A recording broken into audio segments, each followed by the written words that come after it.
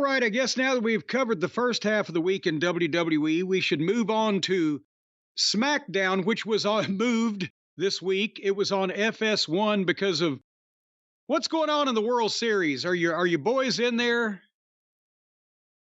You know the Mets are not in the World Series. I don't know. You know that. Come on. If you tell me is the only way that I know the Mets are living on this planet is when you tell me, and I put it completely out of my mind immediately because I don't give two flying French fried titty f***s. However, I thought I would be conversational with you in one of your outside wrestling interests. And so are your boys playing the ball games? Just an innocent question.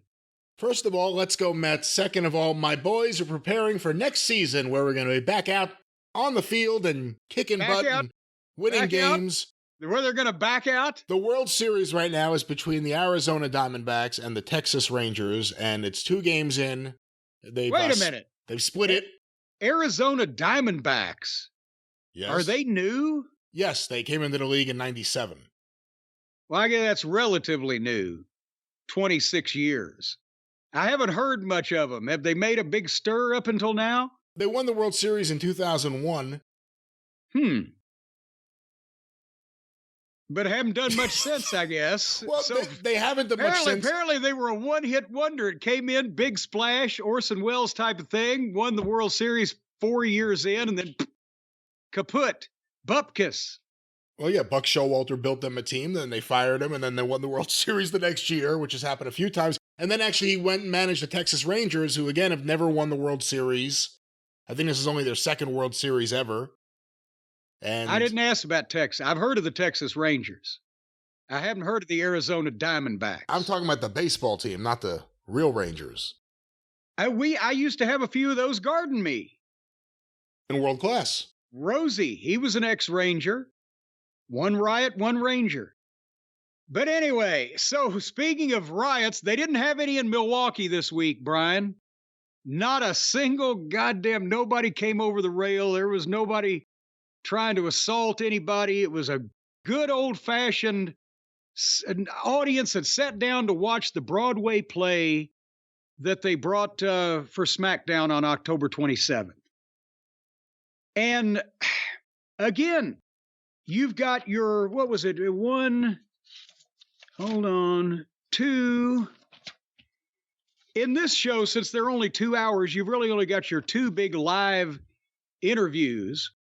On Raw, it's 3, and then they sprinkle shit in between it. But at least here we've got a lot of bloodline stuff going on. And we had Roman and we had Paul, because this network TV, they only show up for the big hoop-de-doos.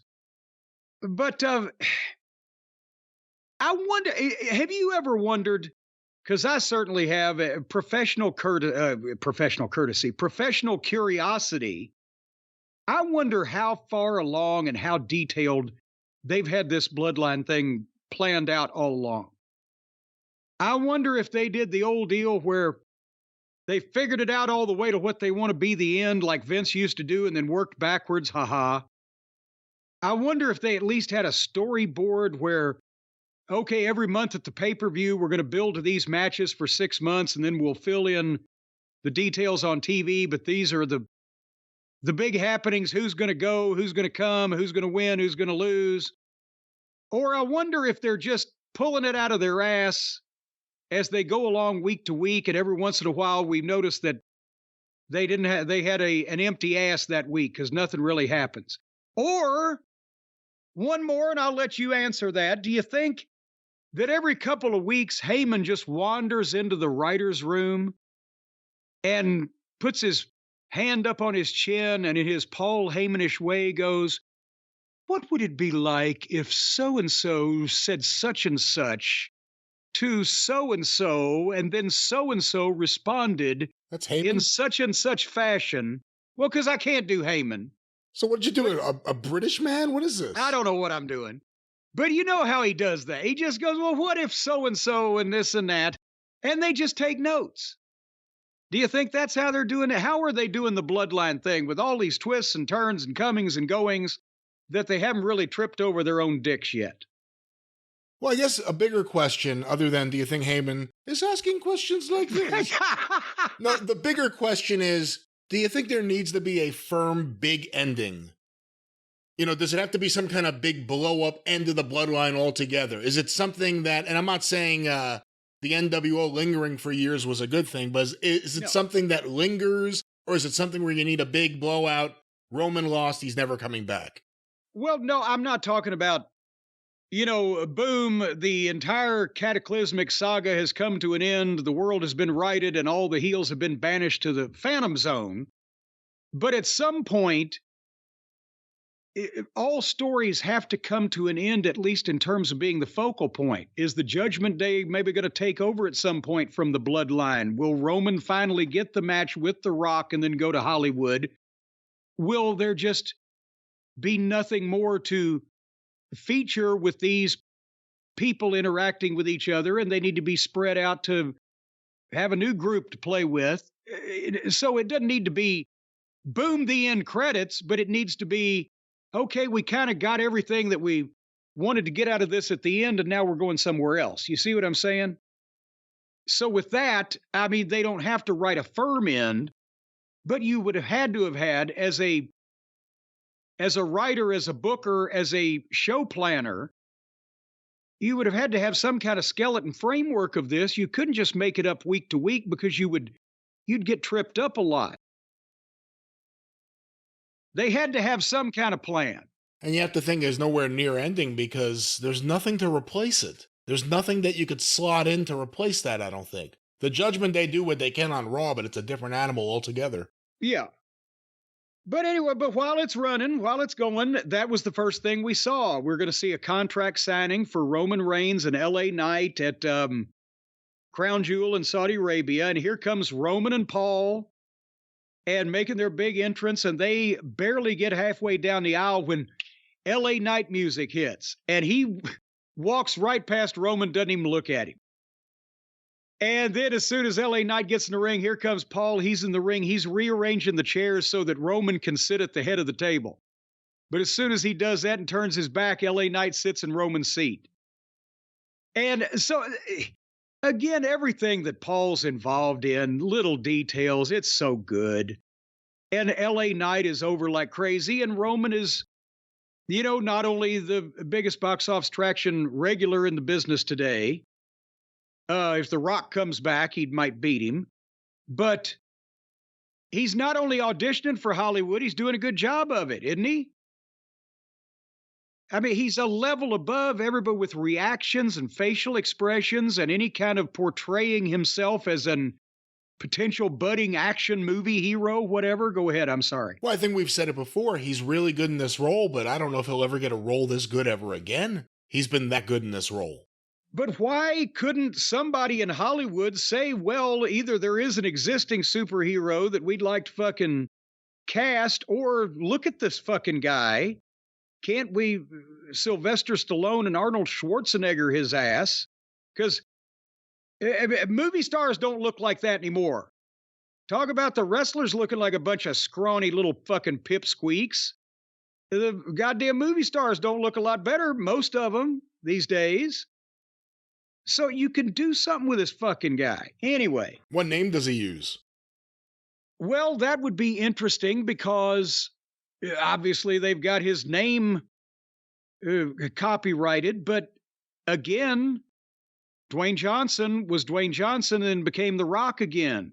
WWE, Endeavor, big time Hollywood. They all want to work together at some point. They could probably work these things out.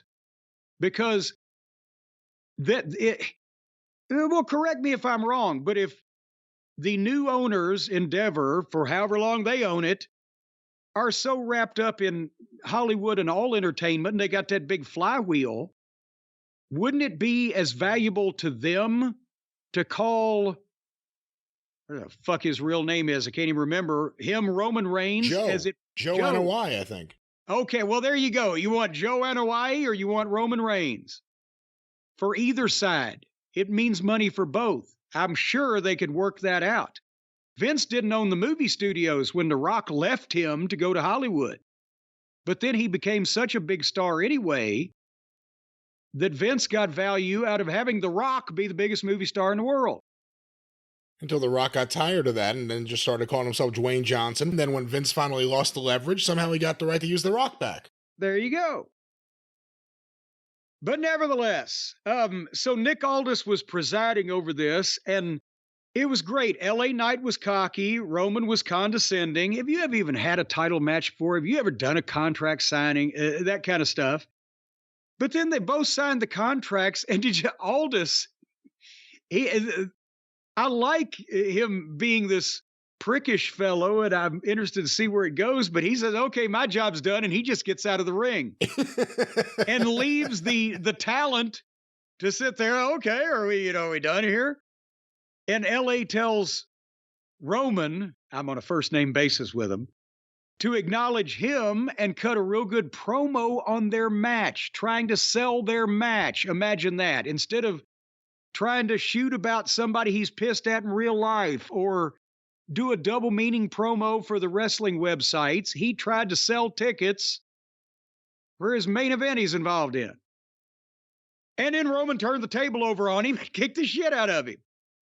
And I swear to God, they can't even in the goddamn promo segments and the angles and the contract signings, he just turned a table over on him. Then he gets out of the ring and pulls out another table from the goddamn underneath the ring. And he pulls it out. It's right next to the table, and he just turned over on him and threw out of the ring. You know what was nice, though? When he pulled out the table, you didn't hear anyone chanting, "We want tables," or popping for it. They were booing it. They didn't want to see it. And even if they weren't booing in the arena, we don't know. They were smart enough to pipe in boos. And then that's where he's taken time to set it up. And I thought at that point, that's where the whole thing went flat, because they got to play with the furniture. And then, shock, LA Knight makes a comeback while Roman has wasted his time setting up a table out on the floor next to the table that he just dumped out of the fucking ring. And then Jimmy Uso comes in and stops LA Knight so Roman can roll out. And then LA Knight puts Jimmy through the fucking table. And scene. So I'm with it. I was with it the whole way until he turned the table over on LA Knight and kicked the shit out of him. That's great. And then why couldn't he just goddamn slip on a banana peel and let LA Knight start to bake it? But here's Jimmy. And then Roman can roll out. And then Jimmy can goddamn try to do something, and LA Knight can hit his finish on him or even throw him over the ropes through a table. But they've got to even stop the momentum of the angles while they got you hooked as a TV viewer to fool with the fucking furniture. Your thoughts? Unfortunately, that's a part of modern wrestling that we have to accept until some brave soul changes it. But it was nice to know that the fans didn't just automatically pop because a table would be involved. The fact that the heel was going to use the table on the babyface caused them to not pop for it. The AEW crowd would cheer Jack the Ripper when he pulled out his blade. The AEW fans would have been chanting, "We want tables," as soon as they saw the table. So it was nice for that. And they're putting LA Knight up there with the main event people, and it's working. The fans are still popping big for him. He's working the room really well. They do his yeah for him when he doesn't do it. This was really good. Well, and as a matter of fact, at one point here, he gave him a line that they would have said yeah for, but he held his hand up real quick and he said, "Not yet." That's right. That's right. So he's a conductor. Anyway, speaking of conducting, the next car contained these passengers. Carlito and Escobar against the Street Profits, with Rey Mysterio watching on the monitor. And basically, they had a match. Logan Paul, out of nowhere in the back, jumped Rey Mysterio while he was watching the monitor. But of course, in the arena, while there's a match going on, and the match is on the big screen, like it would always be, they apparently popped the backstage video of Rey watching the monitor on the screen in the arena so that the wrestlers involved could see that Rey had been jumped, and then Carlito apparently suffering from a hernia or some type of something afflicting his mobility, kind of half-ass jogged to the back because Escobar's like, you go, I'll stay here. And Carlito goes, well, okay, at least I got out of that. And he's kind of trotting back, and the two heels beat the one babyface. What was he going to do to run back there? Mysterio was already unconscious. It reminded me of his reputation the last time he was there. Go do something. Okay, I'll just jog over here. I'll be right there. I'll be there directly. They had an explanation when he came out there. It was like some stupid... It was like, Rey Mysterio was supposed to be in his match, but Carlito decided to give him the night off.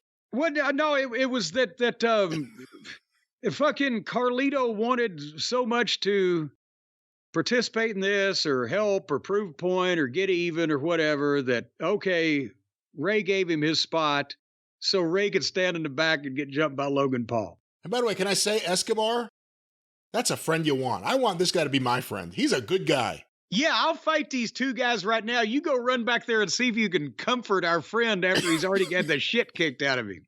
Escobar's cool with me. So then we were back in the Bloodline locker room, thank God. And Paul's there selling the Green Bay Packers belt, right? The deal that the WWE has entered into with the NFL. They got the Green Bay Packers title belt, and so they can knock Wisconsin. Even though they did boo, but I was told when I used to go to Milwaukee that Green Bay is far, far up from Milwaukee. And even though that's where you'd get the real heat on the Packers is there in Green Bay, which is colder than a well digger's ass most of the time, by the way. But anyway, Jimmy comes into the locker room. He's been in the trainer's room because he got put through the table. And Roman said, what are you doing? I was running the play. Well, you ran the wrong play. Well, I called an audible. Well, Roman tells Jimmy, you better handle this shit tonight. And Jimmy's like, well, I'm on the injured reserve list. And he said, what? I'm off the injured reserve list. I'll handle it tonight. And Roman tells Paul to go out and get the match made. So that's the only thing that's, you keep me hanging on. You don't really entertain me. You just keep me hanging on. Oh, God, that's not vanilla fudge. That's vanilla shit. Nevertheless, in the... I got nothing for that one. In the...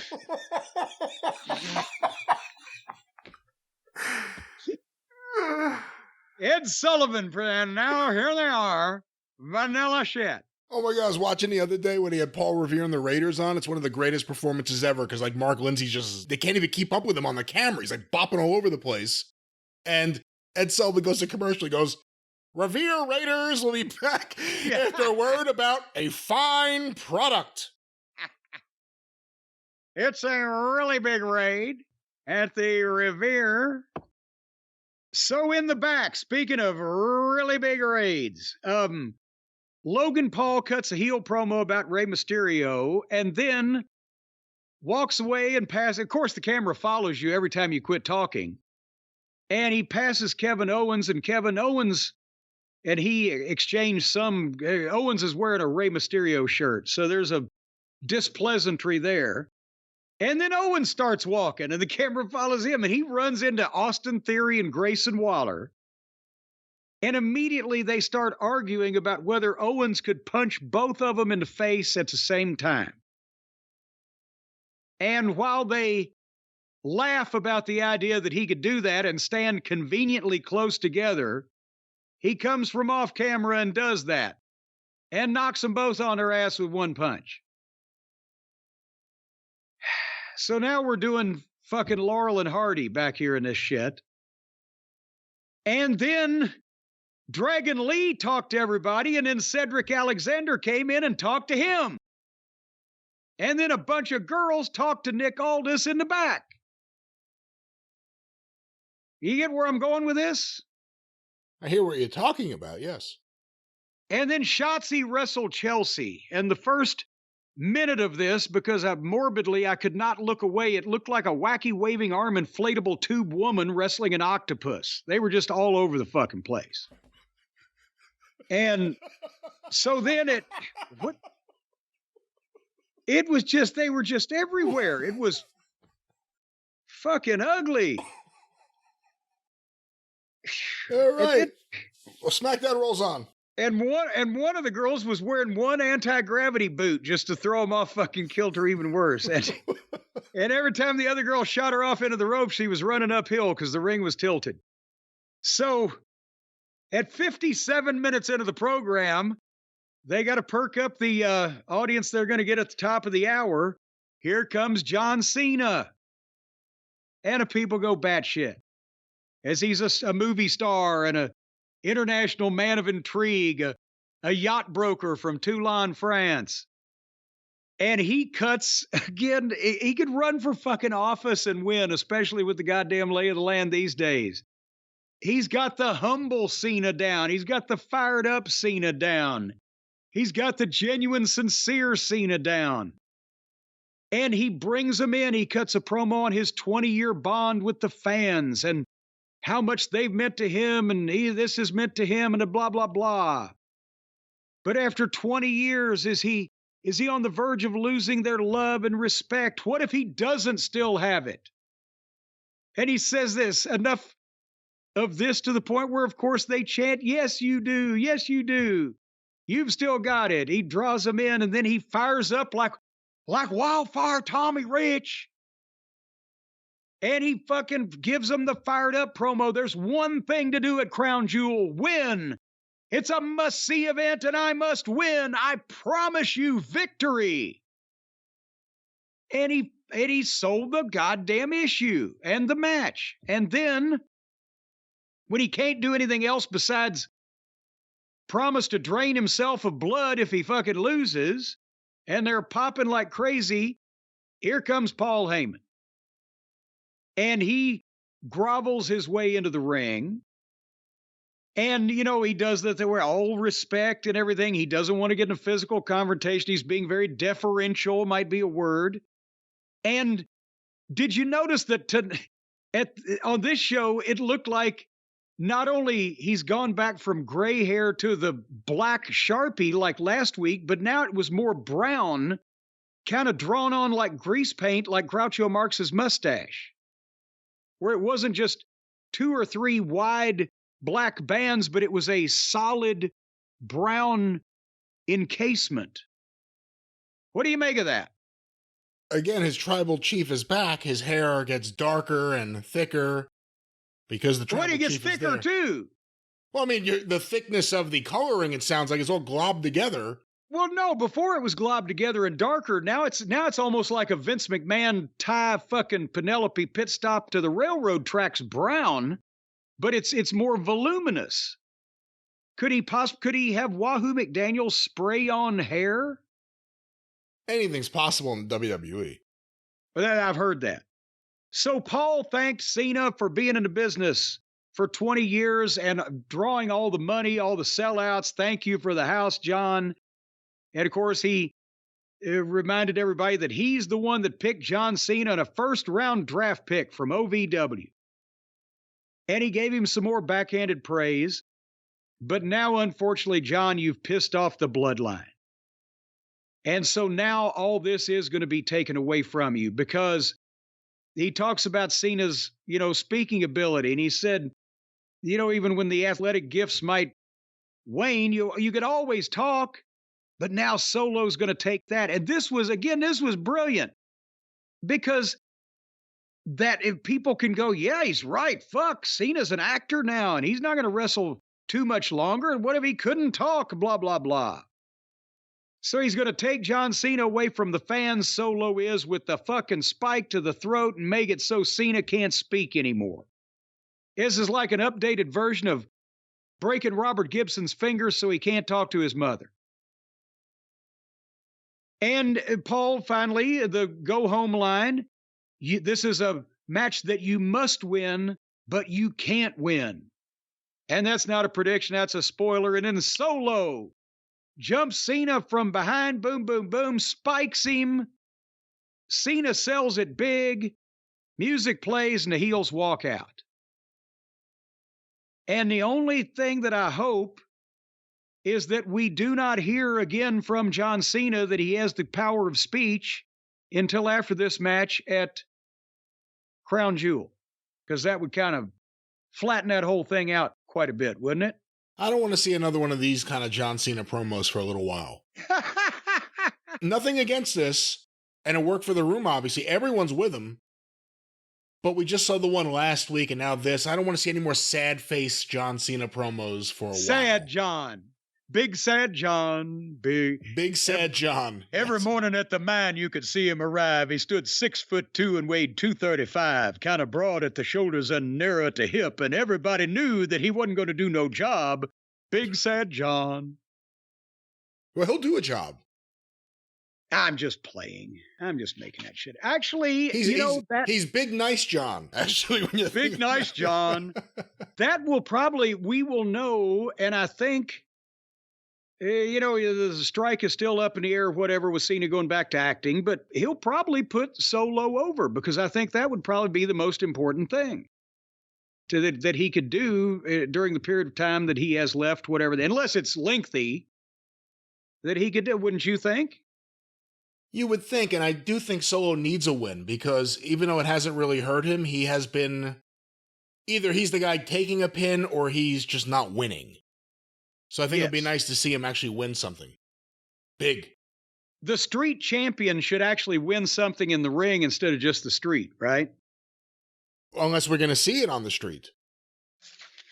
Well, we haven't seen it on the street. We have to take their word for it. All right. You know what else we're going to take our word for? No. That Dragon Lee wrestled Cedric Alexander, and that happened. And then Bianca Belair was in the ring for another promo about Bayley and her group.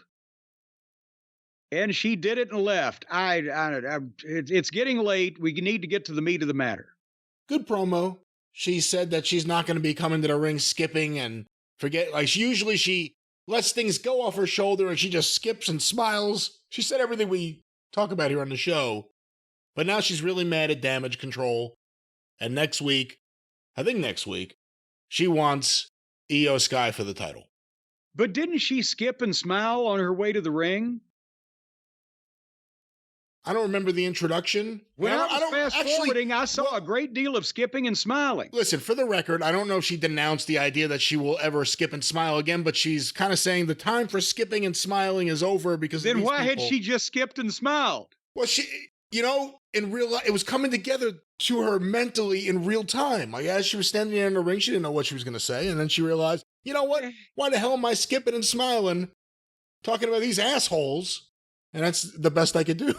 What she should have said was like Dusty, while all these other suckers are in the back, laughing and joking, the Dream gonna be in the ring, baby, cooking and smoking. It was time for the main event. LA Knight and Jimmy Uso. And as Dick Murdoch would say, and did say many times, it kind of was like they started slow and tapered off. I think you said this the other day, and you might be able to put it better again than I can, but I think you were talking about Jay, but Jimmy applies their personalities, and they're involved in something that we're following the progression of, the bloodline story, whatever, but I don't look forward to their matches. And they both, since they're twins, kind of work the fucking same, and that's not really their strong point, is it? No, I think the way we said it was you try to get through the matches just to see what's going to happen. Yeah. And usually there's something at the finish, and that matters in the long-term storytelling. WWE's doing a good job with that right now. But the match itself may not exactly be I don't know what it is, the best put together match, or just it doesn't work, or things take too long. No. Things are drawn out too much. I don't know what it is. They're doing the right things. The Usos, both of them, it's not that they're bad workers in terms of they're hurting people or they're fucking shit up right and left, but they move a different way, and their movements are somewhat odd and not necessarily always in line with traditional wrestling maneuvering. And the open-handed slap punches are killing me. And the exaggerated ridiculously exaggerated drawback and or follow through to where it calls attention to the fact that it's not a legitimate punch and you just heard a sound effect. And when I'm talking about slap punches, I'm not talking about throwing a punch and slapping your arm or your leg or whatever. I'm talking about the actual, you're hitting someone with your open hand and people can see it, but you're acting like that you're not, and they're having to sell it like it's a punch. And it just, that's the thing. Their personalities. We're into the story. They do great promos. They seem like real people. They're not smooth, impeccable at the basics fucking workers. And the matches and they look kind of the same. Nevertheless, boy, howdy, this was complicated. Are you ready for this finish? Uso hits a Samoan drop and gets a 2 count. Then sits there and talks to LA Knight for about 15 seconds where you can see their lips moving. Goes to the top. Said something else to him. LA Knight caught him, but Uso pushed him off and hit a splash and got a 2 count. Then went back to the top. LA Knight stopped him. Uso pushed him off. I think they were having a communication breakdown here. And then LA Knight did his leap back up and did his superplex and hit his finish 1, 2, 3. And he did that and he got his hand up, and then Roman came in and missed a fucking charge in the corner, and LA Knight hit his finish on Roman, and Roman sold it like grim death, and LA Knight stood over him with the music playing, and we went off the air and scene. What'd you think of this performance? I thought it was all right. Again, after the match, just everything else. Roman comes out of this. You want to see LA Knight get his hands on him. We have another SmackDown before the Saturday afternoon pay-per-view event or premium live event, and I guess that SmackDown will be taped beforehand. Now that I'm saying this out loud. Why don't they, they ought to set some kind of goddamn deal up where they put all of them on the WWE corporate jet and fly them halfway to Saudi Arabia, stop in Borneo or wherever the fuck it would be, and just do a goddamn live transmission from there for SmackDown. And then jump on the plane, continue on to Arabia.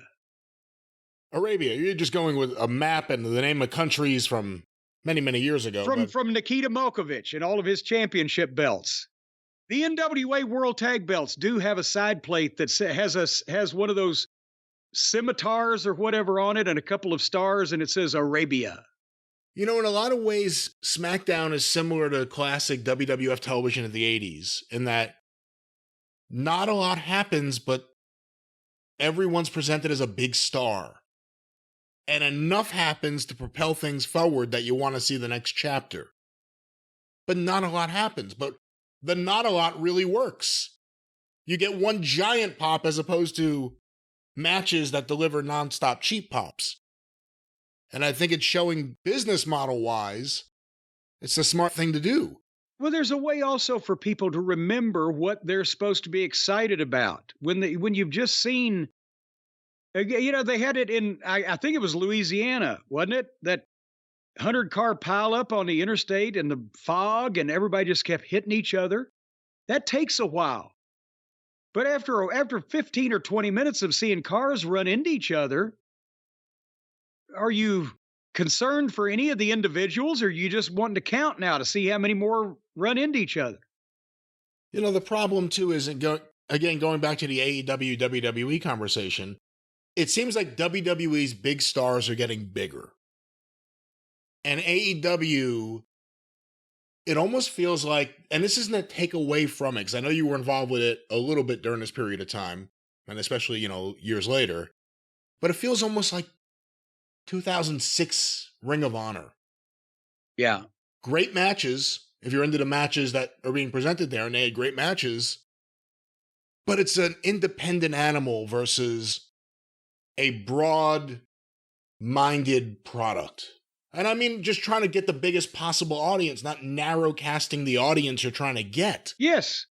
And actually, the same phenomenon is occurring because you take the AEW audience, it's the same as the same mindset as the Ring of Honor audience had in 2010, 11 or whatever, when we tried to put it on television and tried to get a broader audience as they were mortified that you would actually try to make the shit make more sense for normal wrestling fans and try to market personalities to make more money instead of just giving incessant car wrecks and furniture matches. Everybody, the existing Ring of Honor fan, half of them or better just wanted to see Steen and Generico jump off of fucking ladders.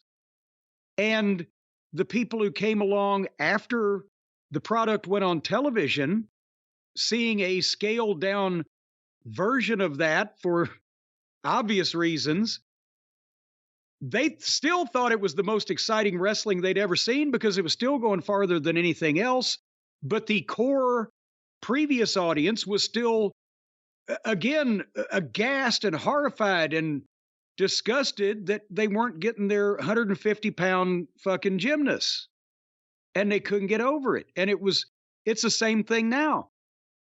One of the biggest things preventing AEW from making sense or from being bigger or from looking more professional, besides Tony and the infrastructure, is that probably half of their base fans want to see the goddamn best friends and the Puddin' Gang and all of fuckers hug each other and do all the corny bullshit with men against women and the Invisible Man, because that's the audience that they have most catered to.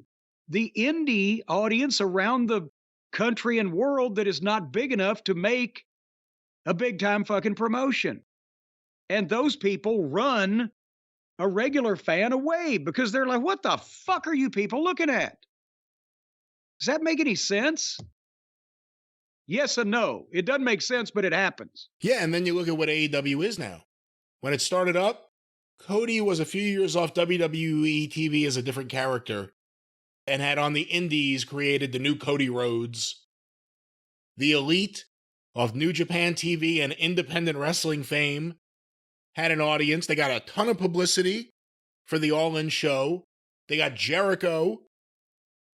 Other than that, there weren't too many ex-WWE guys. Now, other than MJF, who's not an ex-WWE guy near the top? They haven't developed anyone. They've developed no one. The only one they have who really feels like they could fit on WWE TV right now is MJF. And quite frankly, he should be on WWE TV right now.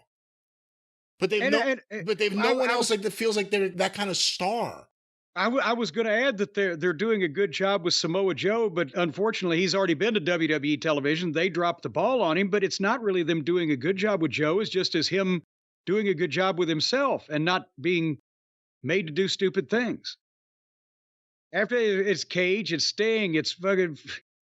It's, in that respect, it is TNA from 2012 or whatever it was, where it's the Over the Hill gang has come in and invaded. But in this case, in the old days of TNA, they were holding down James Storm. They were holding down Robert Roode. They were holding down AJ Styles. They were holding down Samoa Joe. Nobody in AEW is getting fucking held down that shouldn't be held down. Many of them are getting a boost that don't deserve it. That's the problem, is they don't have a lot of young, unheralded talent that needs to be pushed. And the ones that they do have, they have botched in their presentation to the point where stop and start or goofiness or whatever, to the point where they've sidelined them into irrelevancy. It feels like a 2023 version of when WWE really pulled away from the NWA after the Ted Turner purchase. Like 1990, right around the time you left. Yeah. You see what's going... Like, when you go from SmackDown to Collision, and you just look at the room. I'm not saying that to be funny or anything, but you look at the room. You look at the way it's lit. You look at how many people are there. That's what it started feeling like when you would go from WWE Superstars of Wrestling, which was a canned show, to WCW Saturday Night in like 1991. Or the Sunday show. There were buildings that were dark, and you could tell there was a reason they were dark. Yeah. It's starting believe me, if you were in them in person, they weren't dark enough. But it's starting to feel like that a lot with AEW. Like, the fans they have there are really excited, and there were fans in 1991 really excited for Bill Kazmaier and Big Josh but long term, you got to do something different. Well, what I'm always excited for, Brian, not the wrestling programs on a monthly basis, but when I get my box of awesome in the mail. That's when I get excited, don't you? I, in fact, do, and I use my previous month's knife, because I've gotten a few lately, to open the new box and see all the new awesomeness. And did you get another knife, or have you branched out into any... Is there something we need to know about you? Should there be a red flag law up in New Jersey about you and these knives? I'm not doing anything with them.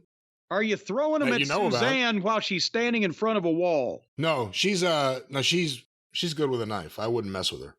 Well, then you practice with the kids. No, they're good with knives too. I wouldn't mess with them. Well, in that case, then you're just taking these things and you're just flinging them at the wall for no reason. I'm not talking about flinging knives, although we can fling a great box of awesome to all the listeners that may potentially have a knife or other fine, awesome-like products. Now, wait a minute, folks. Ladies and gentlemen, I want to tell you that is not what's going to happen. They're not going to throw boxes at you containing sharp implements. No, that's not what I'm saying. They're going to deliver them right to your front door via the U.S. Postal Service or whatever fine courier they decide to use. Or if you leave your front window open, they'll just sidearm it, just pitch it right in that thing. And in that case, if you see it coming, duck, especially if it's going end over end. It will not be delivered that way, and the they in that case would be the courier, and if that does happen, please complain to the courier. That has nothing to do with Bespoke Post and the box of awesome, which you will love and gets delivered once a month right to you, filled with awesomeness upon awesomeness and just more awesomeness in a box. Awesomeness in a box, ladies and gentlemen. By the way, what's the Courier Journal ever done to you? It's a fine paper. Don't complain about the Courier. Folks, no matter where your adventures are taking you this fall, our friends at Bespoke Post has a box of awesome, or have a box of awesome, to make it just that, an adventurous and awesome fall. Because they're filled with carefully chosen gear, as we've talked about, from the best small businesses and brands around the world. Not just this country, but the world. They found the smallest business on the country of Iceland, and there's stuff coming from that business in your box of awesome if you pick the right one.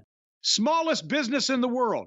This guy actually had both of his legs amputated. What? And he works for himself, so he's not even a one-man business. This is not even a one-man story. I don't know where you concocted this, and this is nothing to do with he's only awesome. two-thirds there. He's the smallest business in the world. He works for himself out of his house, and he's got no legs. What? But, folks, there's all kinds of small businesses, some with 4 to 6 legs. Is it a regular-size house? It's a little tiny house. You've seen those on the television program, the little tiny house. He pulls his bed out from under the stove in the kitchen. I've seen that on the television program, as you said. Yes, it pulls right out. Anyway, and the box of awesome helps him because it's not too big. So it'll go in his tiny house, and folks, it'll go in yours. And once you open it, that's when everything that's in the box of awesome springs out at you with pleasure and vibrancy. For the record, nothing will be springing out at the listeners. Well, if you have your wife or husband or significant other, when you open it, throw it up in your face, all the shit will spring out at you. Let's not do that, and let's not even... well, there might be knives. That's right. Yeah, but besides knives, they've got barbecue rub. Yeah, who wants that on their Great American face? Spice Company in Rockford, Michigan. You remember my bourbon nosing kit, where you can identify the various odors, and not odors, but the scents and the ingredients of bourbon. Or if it stinks, you need to know that too. Nose Your Bourbon is what that one. It's in the swirl package, and Swirl Strickland. Swirl Strickland. There's also hot sauces. There's cocktail smokers. And boy, it's hard to get that liquid into that small little pipe. But there's an amazing plethora and variety. The Weekender bag with the quality leather straps and the metal hardware that you can carry various things that you might use over the course of a weekend, depending on what your weekends are like. And just so much more. And you go to boxofawesome.com. and you take the quiz of what you're interested in. They don't want to send you just things you're not interested in because, well, that just wouldn't be awesome. They want to know what you want, and they'll send you things that pertain to those things that you want. And each box is valued at around $70, but you pay only a fraction of that price because they're patronizing the small businesses. They're going to these mom and pop stores, small up and coming brands, and they're saying, look here, you ain't nobody and we're something. You better sell us what you're making, and you better sell it to us cheap, because we're going to turn around and sell it to our customers, and we want to save them money. So they strong arm these innocent mom and pop people. No, they have a wonderful They're practically giving these products away so they can pass the savings on to you. Well, that part is true. They pass the savings off to you, the listener. But well, who do you think they're pulling? Whose ass is the savings coming out of? They're coming out of mom and pops. This is a cooperative effort between the small business and Box of Awesome to deliver awesomeness. Box of Awesome comes in there, and they're like, it's a nice business you got there. Be ashamed if something happened to it. I like how they keep sending me better Boxes of Awesome than you, just like because I'm more awesome than you. Well, I just answered the questions wrong. But nevertheless, so then when they take this shit from mom and pop and leave them broke and busted and disgusted in an alleyway somewhere, they will give them the advertising. So that's how these small businesses prosper. A broken leg or arm here or there is nothing compared to the publicity that they're getting from having their products placed in the Boxes of Awesome. None of this is true, ladies and gentlemen. None of it. Not a word of it. None of it. What do you mean, even boxofawesome.com, enter the code JCE, and you'll get 20% off your first monthly box, 20% off the first box at boxofawesome.com, enter code JCE. That's factual, is it not? That is indeed factual, but these fantasies of thug life that you're presenting to the audience are indeed fabrications of your mind. I have no recollection of any of those events. Folks, again, go to boxofawesome.com, use the code JCE, get 20% off your first box of whatever awesomeness in whatever genre of awesomosity that you pick when you take that slight little quiz there, and then they start sending you stuff that you're going to love forevermore and hug and squeeze and call these things George, because that's, you're going to form a bond with these small business items. And potentially also get stabbed by one of them if they throw it in your open front window. They won't be doing that, and you won't be getting hurt because that won't be happening, but you will be receiving at your doorstep the Box of Awesome, or in your mailbox or your P.O. box, safely and securely delivered Box of Awesome. For you a box in a box. And you will not get injured. Just don't let the people know that you like hand grenades when you fill out the Again, no, there will be no. There's just no. You can see some of the fine products on their website. What would you get? What would you get if you took the quiz and you said, I like hand grenades and nuclear fission material and uranium? What would you get in your Boxes of Awesome? You get the FBI up your ass. That's what you get, and you deserve it too. Well, there you go. Get your life together, sicko. But if you have your life together, and you want some awesomeness brought right to you, courtesy of your friends here at the Jim Cornette Experience, his show, for the record. What's that promo code one more time, Jim? JCE for boxofawesome.com, 20% off. We can't do this all day.